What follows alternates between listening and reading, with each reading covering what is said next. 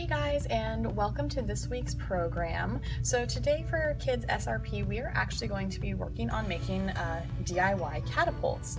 And so a catapult is a medieval tool that was used to launch stuff through the air.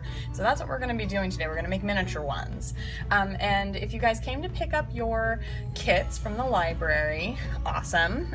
You guys can go ahead and grab out the spoon that's in there, the 2 rubber bands that are in there, and the straw.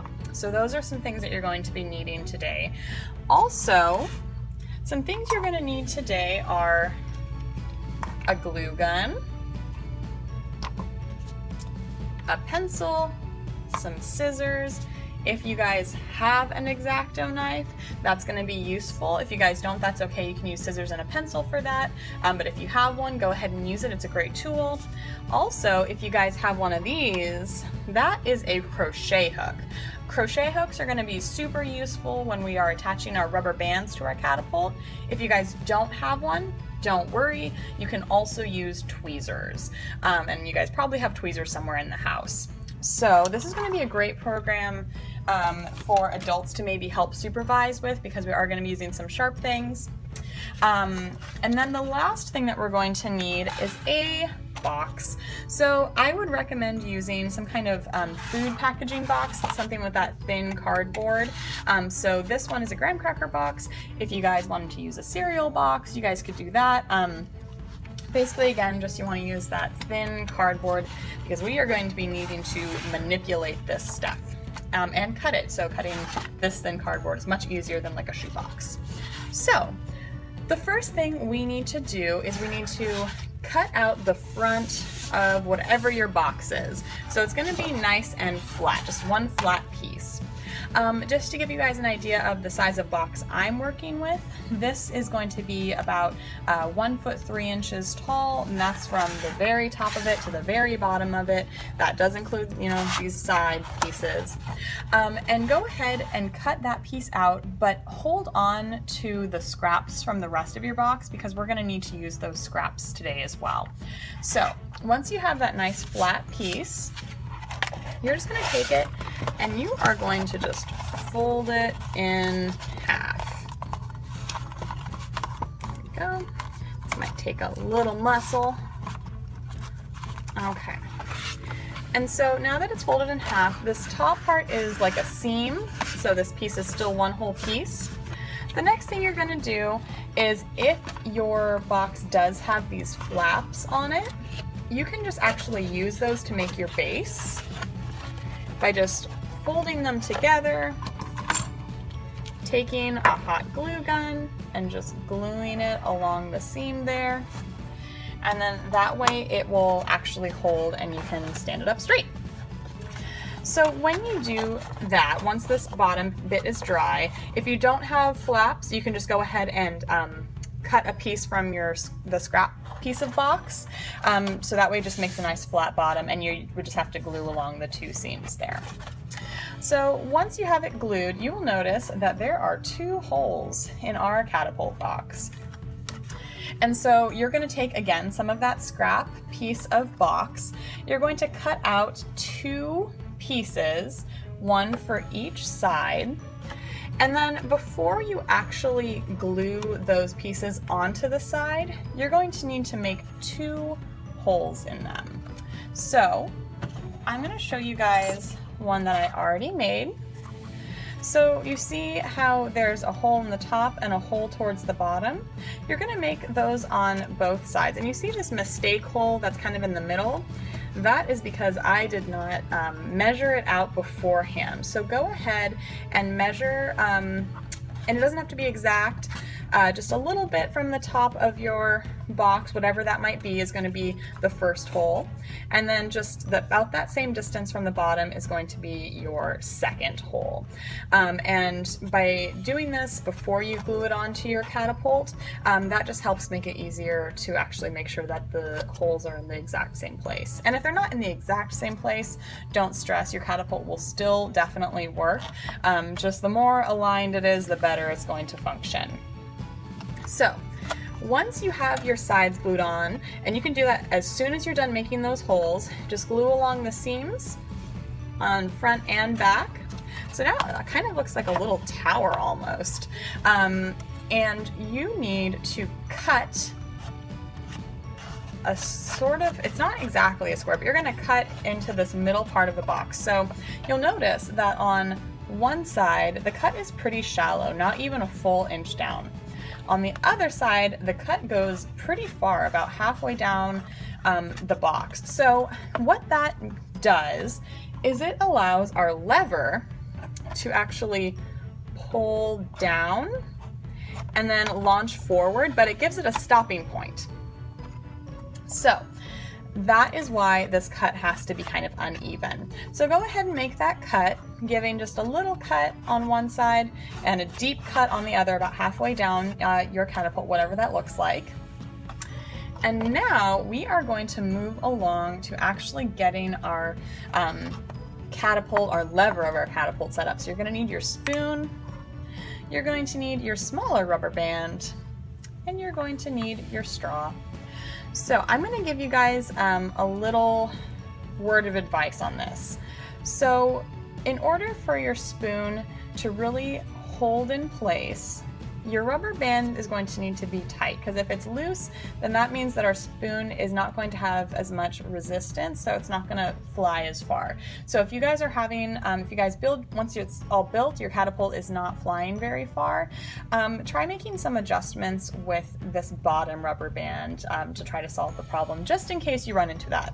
So this is a part where you might want an adult to help, because this requires a lot of fine motor skills.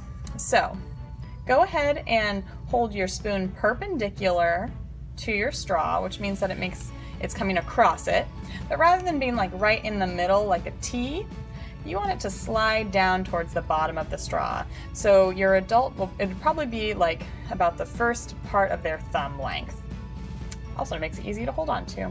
So holding it like that, you're going to take your small rubber band in your other hand, and you're going to bring it along the straw, and you're going to cross it over, cross it like that, pull it over again. Awesome. So that's the one part. Then you're going to grab, oops,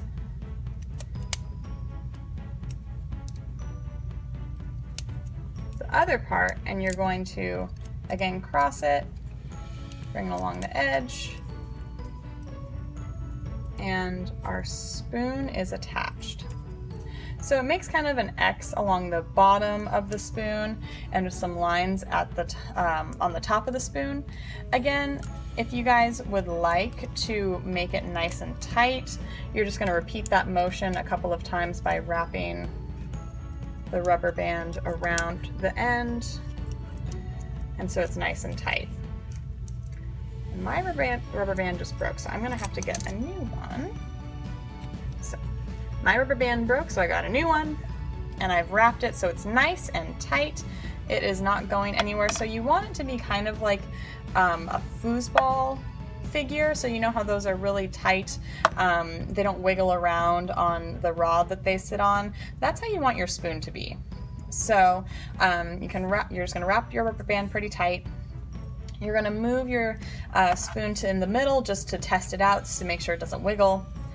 And then you're going to start maneuvering your spoon around so we can get our straw into our box. So I'm going to slide it kind of towards the edge. It's still attached, so I don't have to re-rubber band it. But then take the end, the other end, the longer end, and just kind of feed that through the hole in your box, and you guys can just kind of visually look through the top. Your straw is made out of paper, so it should be pretty easy to fold it and bend it if you need to, but I wouldn't do that too many times, because otherwise your straw's integrity is going to be compromised. It's not going to work quite as well. So then go ahead and fit your spoon in there, and then on the other side you're going to want to feed the straw through. Just like that, and then you can just pinch it with your fingers. Oops. And I am silly and I put my spoon in backwards. So, very important. Make sure that your spoon, the front of your spoon is facing the smaller edge, the back of your spoon is facing this deeper edge because it needs to pull through like that. So.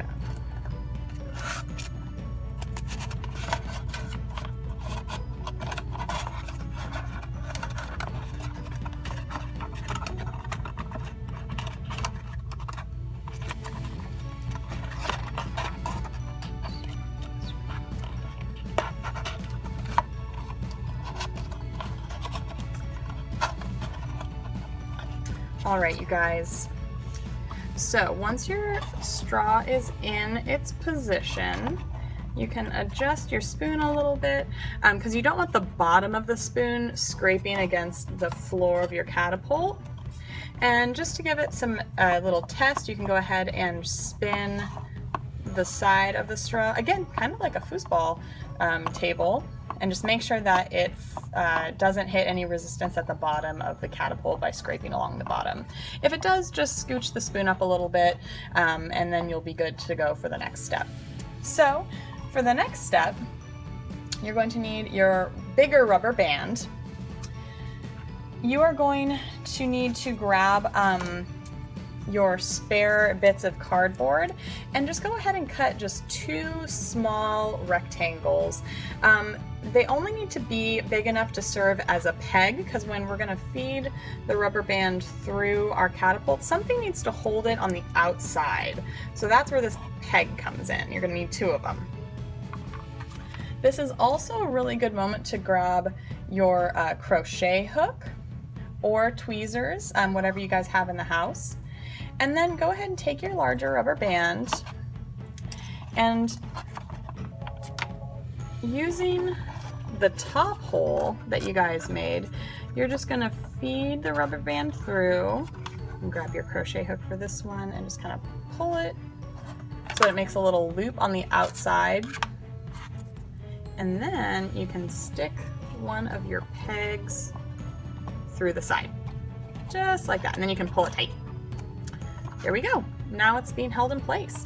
So you want your rubber band to go behind your spoon because that's how it's going to launch. So this is the part that gets really tricky if you don't have tweezers or if you don't have a crochet hook. If you do have those things, go ahead and feed them through the other hole. And if it's a crochet hook, your rubber band is going to hook onto the end. If it's tweezers, you're just going to pinch the rubber band and then you're going to pull it through just like that. And then take that other peg, slip it in there, and voila, your rubber band is in place and your spoon will definitely launch stuff. So that is going to be our catapult activity. And this one, it is going to be a little bit tougher, but it is super fun once they are all done. And it's just going to take a little bit of maneuvering to get it exactly right. And if you guys have any questions or having a hard time getting one part or 2 parts, go ahead and leave a comment for the video. You can go ahead and give the library a call and ask any questions. Once you guys are all done making your catapult, if you guys wanted to decorate it, you guys could paint it, you guys could glue wonderfully colored paper or magazine pages on it. You guys can make it look like a castle if you want to. Whatever you guys want to do, you go for it. So that is going to be the end of our video tutorial. Next week is actually our last week of summer reading. So if you guys haven't been turning in your bingo sheets or your book reviews, make sure you guys do that because we do have prize drawings for you. We've got some gift cards, we've got some books, we've got some goodie bags. So make sure you guys turn those in so that way we can get you entered into the drawing. So I hope you guys had fun with today's video. Again, let me know if you guys have any questions or concerns, and please do send videos or pictures of your catapult masterpieces. I would love to see you guys playing with them and just having a good time. Next week for our very last summer reading program activity, we are actually going to be doing an engineering activity put together by the University of Oregon's Museum of Natural and Cultural History. So if you guys want to come and pick up those kits, we will be giving you guys more information about how to put those together, what videos to watch via our Facebook page. So you guys just go ahead and stay tuned, pick up those kits, and we will see you guys next week for our last summer reading program activity. Have a good day, you guys.